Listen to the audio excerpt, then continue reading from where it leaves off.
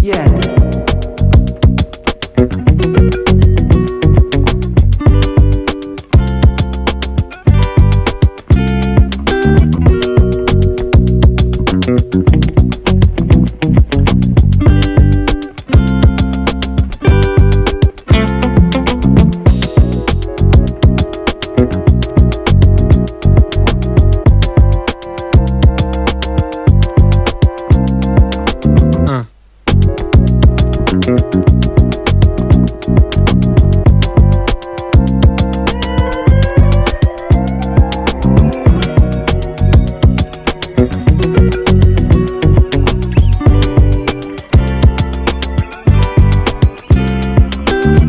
Si Kuya Jun, aka ang Taong Pusa, Rosauro Manikat Jr. ang tunay kong pangalan.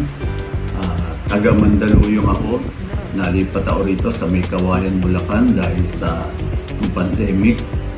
Ako pala ay isang vlogger din. Ang original pets and animal vlogger. Mga tiyanggian ng mga hayop sa Bulacan.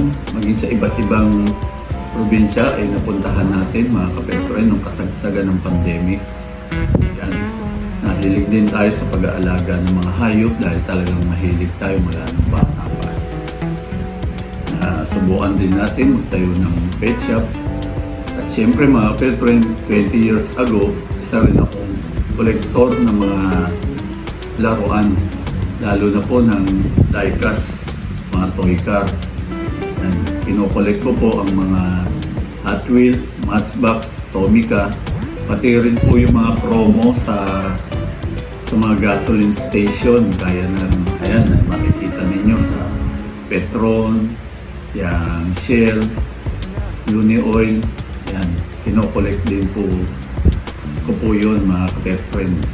Tapos sa ngayon mga kapet friend, ito na pansin ko, medyo kakaiba rin ang mga kolektor sa panahon ngayon at sa panahon namin noon. No? Sa ngayon, ito po ang pag-usapan po natin. Ito po yung masyadong hype o ito yung mga kinokolekt ng mga kolektor. Yung Fast and Furious, yung JDM, yan ang most dyan nakatutok ang mga kolektor. Sa ngayon talagang sobrang nag-hype ang mga JDM o Japanese Domestic Market Parts. Ayan, ipakita ko sa inyo mga kapet friend yung most collectible car model na kinokolekta ng mga kolektor. Makita nyo, ito meron tayong Toyota Supra, Mark IV, ito yung mga Skyline. Ayan. Tapos meron din tayong Toyota Supra na Mark V. Tapos meron tayong Nissan GT-R R34. Ayan yung mga meron tayong Dodge Charger yung ginamit ni Vin Diesel. Nagkaroon din sila ng tune. Ayan, tune model car. Tapos ito rin yung Mark IV na Toyota Supra na ginamit ni Paul Walker o Brian O'Connor sa Fast and Furious. Ayan pa, mga iba't ibang model. Ayan. Bakit nga ba sumikat ang mga model car na ito? Dahil siyempre, unang-una, sa pelikulang Fast and Furious na sobrang sikat. Dahil sa sobrang sikat ng pelikulang ito, umabot pa to hanggang part 10. No? Nakita nyo yung part 10, abangan nyo, ipapalabas na rin ngayon sa sinihan, mga kapet friend. Tapos syempre ito, ayan yung mga ginamit ito yung latest na ginamit ni Paul Walker o Brian O'Connor sa pelikulang Fast and Furious. Ito yun, ayan, Mark V na Toyota Supra. Ayan. Tapos ito yung ginamit din niya sa pelikulang Too Fast, Too Furious. Ayan, makikita yung sa likod niya sa may plate number, andun naka-initial yung 2F03 yun. Yan yun mga kapet friend, no? Yan. Kaya sobrang sikat ng pelikulang ito mga kapet friend. Kahit yung mga anak ko talagang pinapanood yan. Pati ako nanonood din yan mga kapet friend. Lalo ngayon sumikat dahil nga sa sobrang kasikat. Kaya lalo siyang sumobra ang sikat nung mamatay nga pala si Paul Walker sa car accident. Yan. Yung mga diehard fans ay talagang sobrang nag-collect ng mga sasakyan na ginamit ni Paul Walker sa pelikulang Fast and Furious. Kaya ito sobrang hype nito sa merkado. Yan, sobrang hype. Tumataas siya ang presyo niya. Minsan kalalabas pa lang ubos na agad. Palabas pa lang may buyer na kagad ang mga model car na ito. Ganun ka-hype ang mga model car ng Fast and Furious. Makita natin mamaya, reviewin natin. Ito yung isang R34 na nandito sa, ayan. Hindi ko to kinuha mga kapet friend. Ibig sabihin, spare ko to. Ayan, spare natin para makikita nyo pag bumisita kayo rito. Ito siya, oh. Ayan. Tapos ito rin yung hype sa merkado. Ayan, makikita natin mamaya. Kaya lang ito wala ko spare. No? Kaya ang marireview natin mamaya itong dito sa pack of 10. Makikita natin yung details niya. Mas detailed to, mas detailed mga kapet friend kaysa dito sa isa.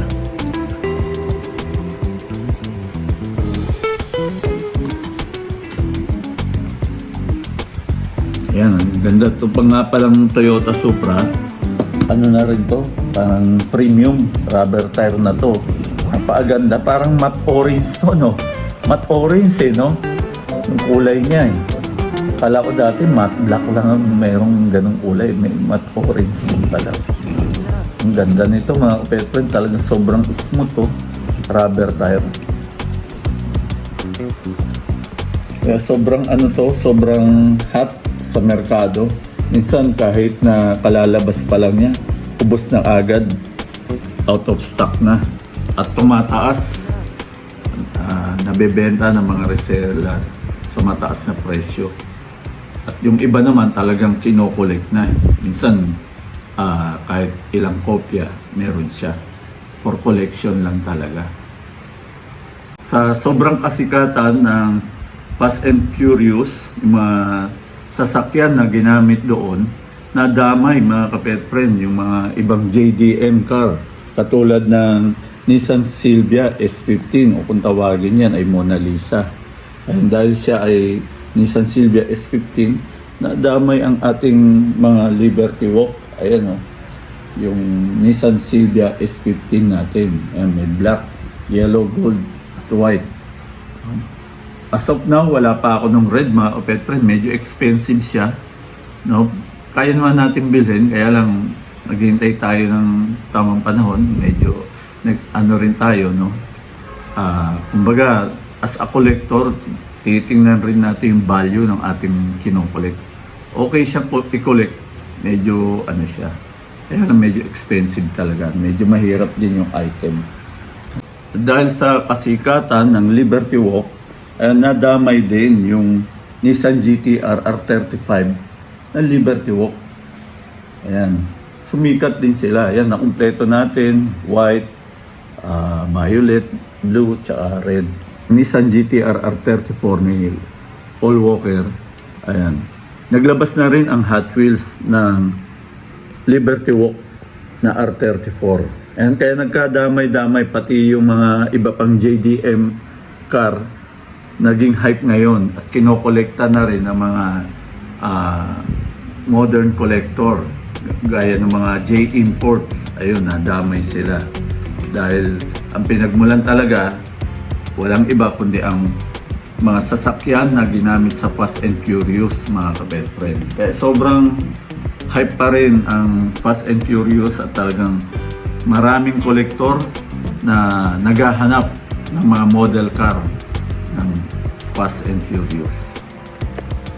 And siyempre mga kapet friend, dahil sa kasikatan ng Fast and Furious, nadamay din ang Nissan 350Z kung saan nakalaban ito ng Mona Lisa o ng Nissan Silvia S15 sa Tokyo Drift, mga kapet friend.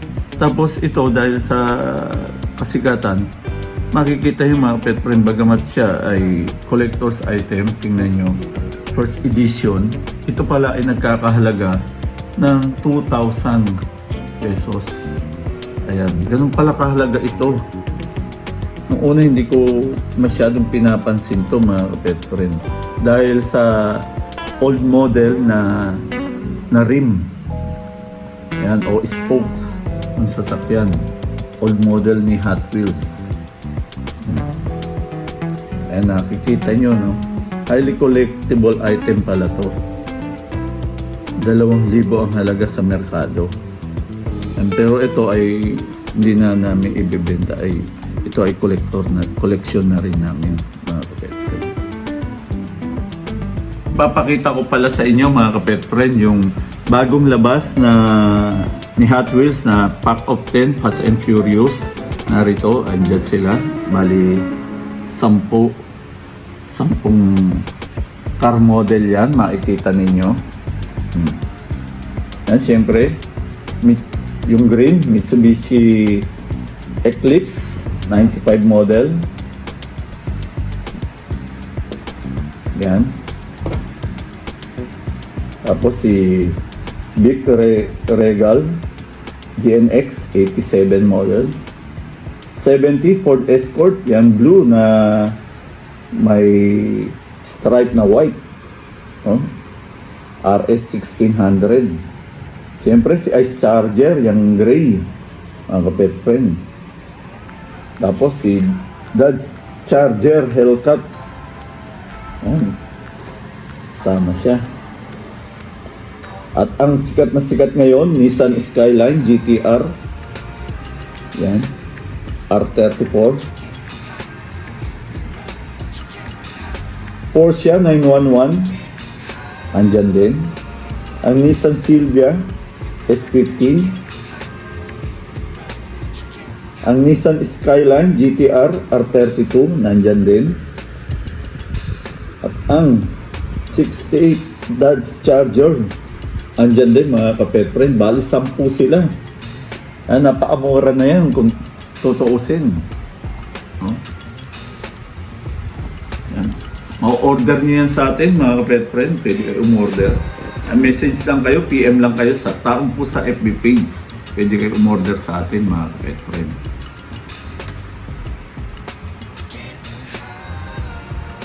At siyempre may paparating din tayong ganito, Pack of 2 ng Toyota Supra.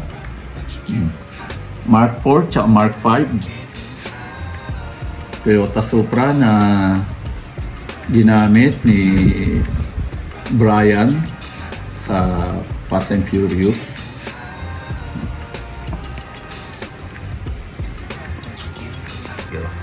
Nagbebenta rin pala kami, mga kapet friend, ng mga ganitong model sa Facebook, sa ating FB Live, Taong Pusa. Huwag niyong kalimutang mag-subscribe sa YouTube channel natin, Taong Pusa.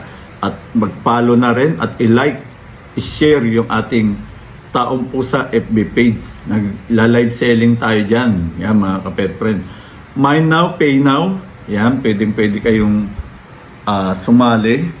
Yan, mag-share, pwede, manood, pwede. Welcome na welcome kayo, mga kapet friend, sa ating FB live selling. Mostly every other day yan.